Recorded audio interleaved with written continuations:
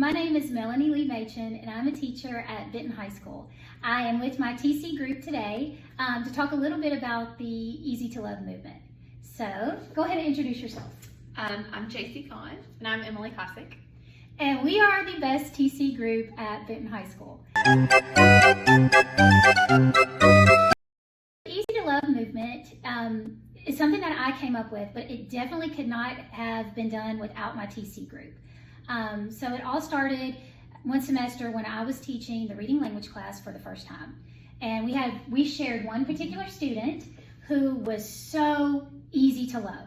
And JC and I would meet about him all the time because I had him the first semester and JC had him the second semester. And we would say, gosh, this kid is so easy to love, but he's really, really hard to teach. And I think that's really where the movement kind of started. When I started talking about these kids are easy to love, we just had to find a way to teach, these two totally bought into that. Once I noticed that my team was on board, I introduced them to a very simple framework. Love these kids unconditionally, have high expectations, and differentiate their instruction. We saw results right away, and our department began to see our results too.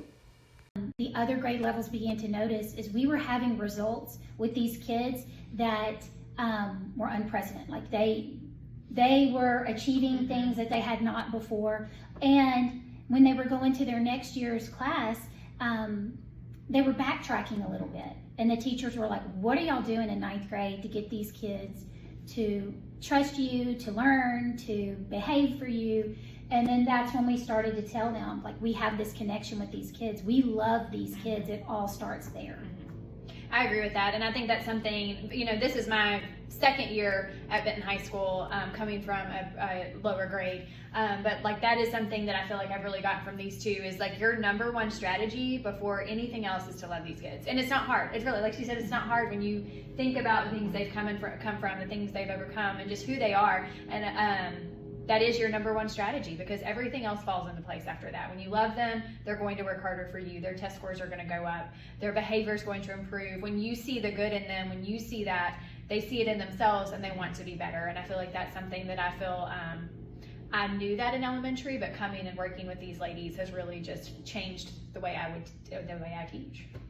We are conditioned to look at their backgrounds and not what they're doing, but why they're doing it. Yes. Like, what's the motivation behind it? Like, what is this the effect of? Like, what caused this to happen? Whether it be gaps in learning or a home situation or even like a friend situation. And we know that if kids are not getting what they need socially and emotionally, they're not going to get it academically. I mean, that's just something you learn in elementary school. Right. And so I feel like as high school teachers now, we still have that empathy for the kids, and we look at it and we're like, okay, it's not what they're doing, it's why they're doing it, and how can we fill in those holes. And high school students actually need that more than almost elementary school teachers. Like, we kind of leave that in the past, but they need it as much and more because there's so much more going on for them. And so that's just something I think we all have focused on, and it's been great to have other teachers to come alongside of you that also feel that way, to really like make it a thing, like yes, they're easy to love.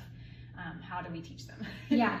And I think like one of the greatest piece of the Easy to Love movement was we really changed our perspective to the behavior was a message. And that is exactly what JC said. That was something that was embedded in us in our elementary experience. Yeah, it is. So before I approached these ladies about this Easy to Love movement, Easy to Love was just a slogan. But now I really think it is a movement. Our English department has completely transformed in the way that we view kids, speak about kids, collaborate with each other about these kids, and even how we teach these children. And I believe that without these two helping me and believing in this process, it would just be a slogan. But with these two, that's what really started the movement and what really started the change.